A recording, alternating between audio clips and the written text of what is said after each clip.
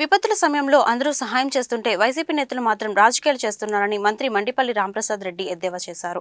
ప్రకాశం బ్యారేజ్ని పడవలతో కూల్చేయాలని కుట్ర పన్నారని ఆరోపించారు.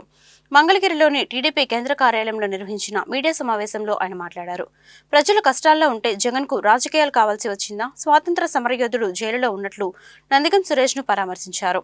గత 10 రోజులుగా సీఎం చంద్రబాబు విజయవాడలోనే ఉన్నారు. అధికారులను ఎప్పటికప్పుడు అప్రమత్తం చేశారు. బెంగళూరు ప్యాలెస్ లో కూర్చునే జగన్ కు ప్రజల కష్టాలను తెలుస్తాయని రాంప్రసాద్ రెడ్డి వ్యాఖ్యానించారు.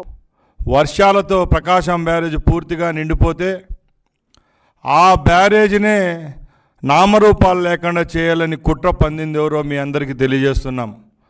ముఖ్యంగా జగన్మోహన్ రెడ్డి అనే వ్యక్తి ప్రభుత్వాన్ని కోల్పోయిన తర్వాత, ప్రతిపక్షం లేక ఉన్న తర్వాత ఇలాంటి ఎన్నో దుర్మార్గమైన చర్యలకు ఆయన యొక్క నాయకులు అయితేనే పాల్పడుతున్నారంటే దాంట్లో ఏ విధమైన అతిశయోక్తి లేదు. ఎందుకంటే దానికి ఉదాహరణే మొన్న 10 రోజుల ముందు జరిగిన విషయాలన్నీ మీ దృష్టికి తీసుకొని పోతున్నా. ముఖ్యంగా ఆ రోజు సెప్టెంబర్ 2వ తారీఖున భారీ వర్షాల వల్ల ప్రకాశం బ్యారేజ్ నిండడం జరిగింది. ఆ రోజున తెలుగుదేశం పార్టీ ప్రభుత్వం ఉంది. ఇప్పుడు ప్రతిపక్షంలో ఉన్న జగన్మోహన్ రెడ్డి అనుచరులు ఎవరైతే ఉన్నారో తలసిల రఘురాం, ఆయన గురించి మీకు చెప్పనవసరం లేదు.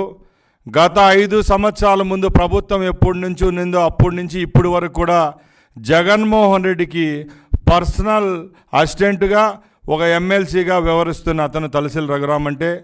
ఆ తర్వాత నందిగామ సురేష్ జీవితం అంతా ఒక క్రైమ్ స్టోరీ.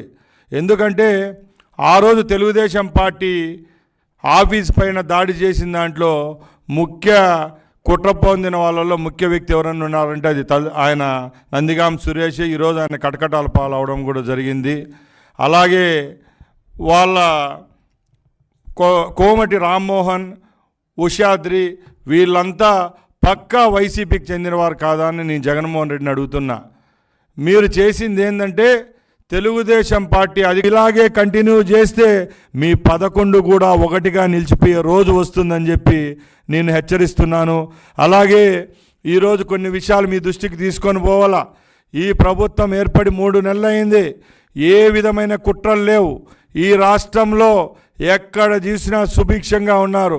ఎవరికైనా ఏదైనా సమస్య వస్తే ఒక పెద్ద ఆయన పైన ముఖ్యమంత్రిగా ఉన్నాడని సంతోషంగా వాళ్ళ పనులు వాళ్ళు చేసుకుంటా పోతున్నారు. నువ్వు 5 సంవత్సరాలు అధికారంలో ఉన్న రోజులు చీకటి రోజులు చూసినాం. ఎక్కడ చూసినా దాడులు,